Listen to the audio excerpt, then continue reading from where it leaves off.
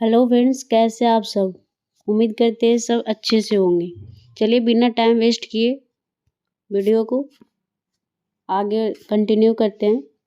पहला क्वेश्चन है, पृथ्वी पर दिन रात छोटा बड़ा किस कारण से होता है? बताइएगा किस कारण से होता है। इस वीडियो में 21 क्वेश्चन है, जिसमें से आपका कितना सही होगा आप कमेंट में लिखिएगा। चलिए क्वेश्चन नंबर 1 का ऑप्शन है पृथ्वी की वार्षिक गति से, बी पृथ्वी के दैनिक गति, सी पृथ्वी का अपने अक्ष पर झुकाव होना, डी ए एवं सी दोनों। इसका आंसर क्या होगा? इसका आंसर है डी, ए एंड सी दोनों। यानी कि पृथ्वी के वार्षिक गति। यस, वार्षिक मीन्स पृथ्वी एक साल में जो घूमता है सूर्य के चारों ओर, उसका वो भी प्रभाव डालता है। और सी पृथ्वी का अपने अक्ष पर झुकाव होना, पृथ्वी अपने अक्ष पे झुकी हुई है, इसके वजह से भी प्रभाव पड़ता है दिन और रात को बड़ा और छोटा होना। चलिए नेक्स्ट क्वेश्चन, चलिए सेकंड क्वेश्चन पढ़ते हैं। मेटल पृथ्वी के कुल आयत का लगभग कितना प्रतिशत भाग घेरे हुए है? पृथ्वी का जो पूरी भाग है वो कितना प्रतिशत मेटल है जो उसका भाग घिरा हुआ है? तो उसका ऑप्शन, चलिए ऑप्शन ए है 0.5%, बी 16%, सी 83%, डी 95%। तो इसका आंसर होगा सी 83% मेटल जो पृथ्वी के भाग को घिरा हुआ है। कितना परसेंट है? 83%। चलिए नेक्स्ट क्वेश्चन थर्ड, लद्दाख का मैदान किस प्रकार का मैदान है? लद्दाख का मैदान किस प्रकार का मैदान है? तो ऑप्शन ए हिमानीकृत, बी झीलकृत, सी संप्राय, डी लोयस। इसका आंसर होगा हिमानीकृत। लद्दाख ऊपर है, ऊपर में जानते हैं हिमालय है, हिमालय की एरिया बर्फीली होती है, तो इसका जो मैदान भी होगा वो हिमानीकृत होगा, मतलब बर्फीले होंगे। चलिए क्वेश्चन नंबर 4, पृथ्वी की उर्वरकता बढ़ाने के लिए निम्न में से कौन सी फसल उगाई जाती है? कौन सी फसल उगाई जाएगी जो हमारे खेतों का उर्वरकता बढ़ा देगी? कौन सी फसल उगाई जाएगी? ऑप्शन ए मक्का, बी चावल, सी मूंग और डी गन्ना। कौन सी फसल उगाई जाएगी ये चार में से?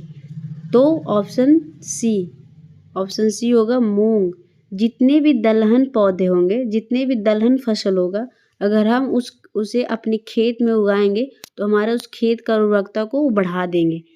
चलिए क्वेश्चन नंबर 5, भारतीय उपमहाद्वीप में कौन सा देश शामिल नहीं है? ये नहीं पूछ रहा है। Option A Bangladesh, B Pakistan, C Bhutan और डी म्यांमार। तो इसमें से कौन सा देश है जो हमारे उपमहाद्वीप में नहीं है? तो ऑप्शन होगा डी म्यांमार।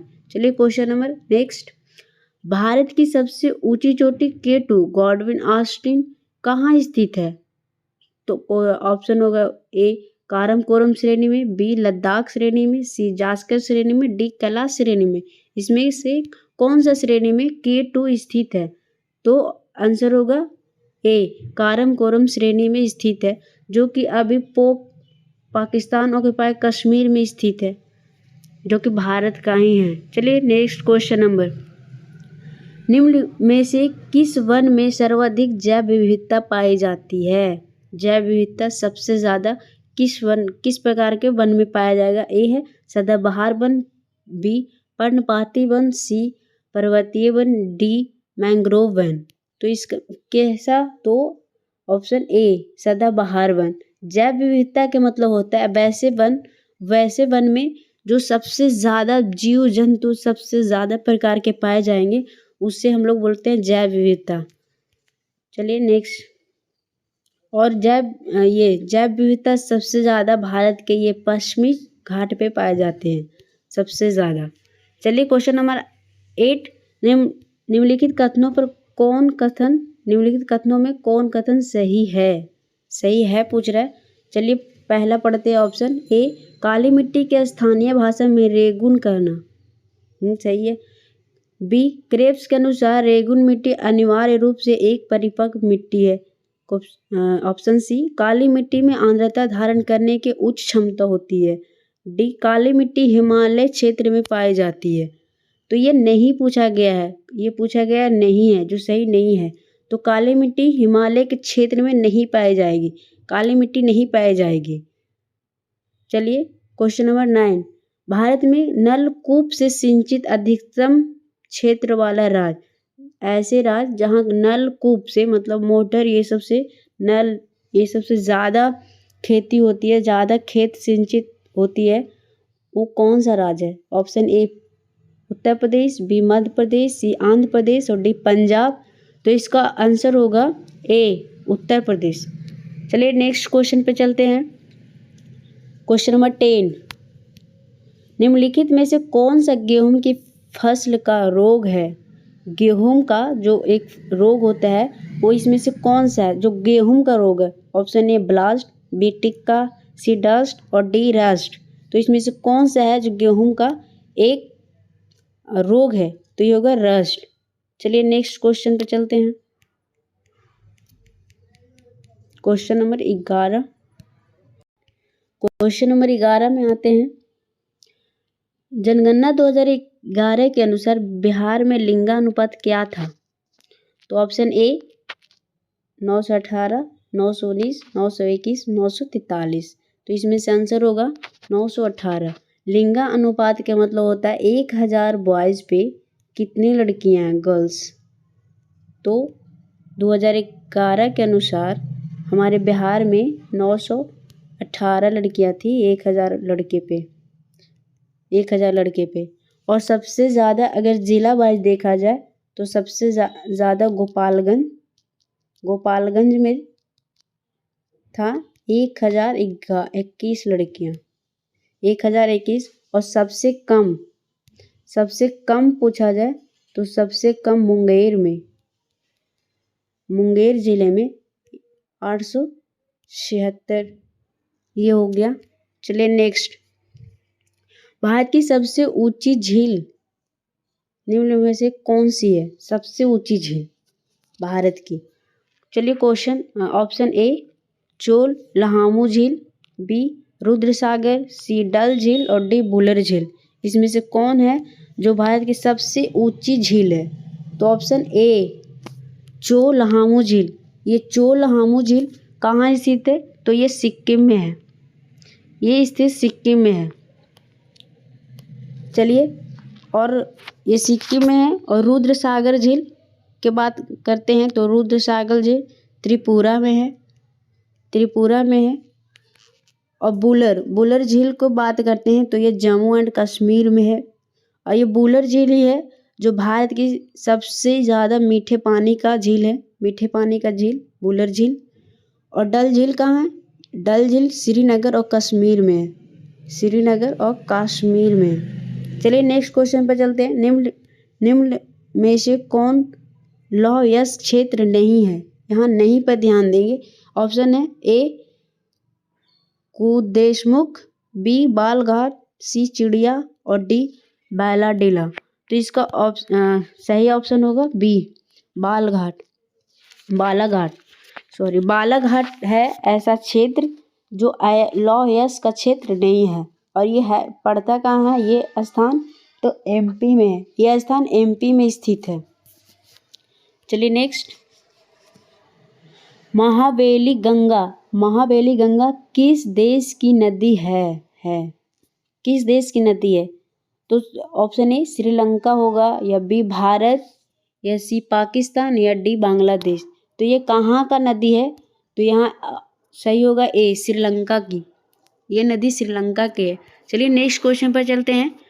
हड़प्पा सभ्यता के निम्नलिखित स्थलों में से कौन सा स्थल अफगानिस्तान में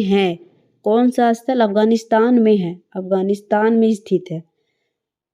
option A Kot Diji, option B Shortugai, option C Mohenjodaro, option D Chanhudaro. तो इसका सही ऑप्शन होगा ऑप्शन बी सोरतुगई जो है ये अफगानिस्तान में पड़ता है। बाकी ये ये 3 जो है कोडदीजी, मोहनजोदड़ो और चन्होदड़ो, ये पाकिस्तान में पड़ता है, पाकिस्तान का है जो हड़प्पा स्थल है। चलिए क्वेश्चन 16 में चलते हैं। जैन धर्म 24वें तीर्थंकर भगवान महावीर का जन्म कहाँ हुआ था? कहाँ हुआ था? Option A Kundagram, B Pawapuri, C Bodh Gaya और डी लुम्बिनी। तो चलिए, इनका जन्म कुंडग्राम में हुआ था, इनका मृत्यु पावापुरी में हुआ था और लुम्बिनी में बुद्ध भगवान का जन्म हुआ था। बोध गया में बुद्ध भगवान का ज्ञान की प्राप्ति हुई थी। चलिए नेक्स्ट, इल्तुतमिश के शासनकाल के दौरान विशेष मुगलों का सैन्य सेवा के लिए खरीदा जाता था। देखो, गुलामों को सैन्य सेवा के लिए खरीदा जाता था, जिसे किस नाम से जाना जाता था? ऑप्शन ए सामान, बी बंदगान, सी इक्तादार और डी मुक्तिसद। तो किस नाम से जाना जाता है? बंदगान के नाम से जाना जाता था। क्वेश्चन नंबर 18 में चलते हैं। सैयद वंश की स्थापना किसने की? सैयद वंश की स्थापना, option A Ibrahim Lodi, B Khizr Khan, C Nizam Shah और डी बलबन। इसमें से आंसर होगा खिज्र खां। खिज्र खां जो थे वो सैयद वंश के संस्थापक। चलिए नेक्स्ट क्वेश्चन पे चलते हैं। क्वेश्चन नंबर 19, वांडीवाश के युद्ध अंग्रेज ने किसको हराया? वांडीवाश के युद्ध में अंग्रेज किसको हराया था? ऑप्शन ए फ्रांसीसी, बी पुर्तगाली, सी स्पेनिश और डी डच। इनमें से किसको हराए थे? कौन से युद्ध में? वांडीवाश में। वांडीवाश के युद्ध होता है 1760 ईस्वी में। 1760 ईस्वी में वांडीवाश के युद्ध होता है, जो कि किसे हराया जाता है? फ्रांसीसियों को हरा दिया जाता है और भारत से इसको बाहर भगा दिया जाता है अंग्रेजों द्वारा। चलिए नेक्स्ट क्वेश्चन, वहाबी आंदोलन का मुख्य उद्देश्य क्या था? वहाबी आंदोलन का मुख्य उद्देश्य क्या था? ऑप्शन ए ब्रिटिश सरकार के साथ संबंध बनाना, ऑप्शन बी इस्लाम को परिशुद्ध करना, ऑप्शन सी तर्क संगत शिक्षा अपनाना, ऑप्शन डी मुस्लिम महिलाओं को रक्षा करना। इसमें से क्या रीजन है, मुख्य उद्देश्य है जो वहाबी आंदोलन का है, हो सकता है या है? चलिए बताइएगा।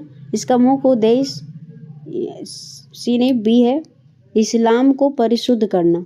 इस्लाम को परिशुद्ध करना मतलब इस्लाम धर्म में बहुत सी अशुद्धियाँ आ गई थी, जिसको शुद्ध करने के लिए आंदोलन किए गए। इनका आंदोलन का मुख्य जो सदस्य थे, जिसको बोल सकते हैं इस आंदोलन को चलाने वाले सैयद अहमद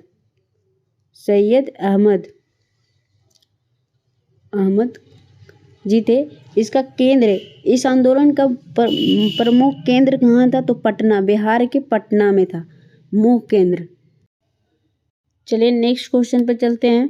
21, महात्मा गांधी ने किसको दीनबंधु की उपाधि दी? किसको? Option A Chittaranjan Das, B C R Andrews, C Abdul Ghaffar Khan, D Rajendra Prasad. किसको दी?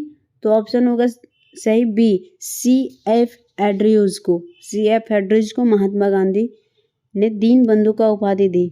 Thank you so much. अगर वीडियो पसंद आए तो लाइक एंड शेयर कर दीजिएगा।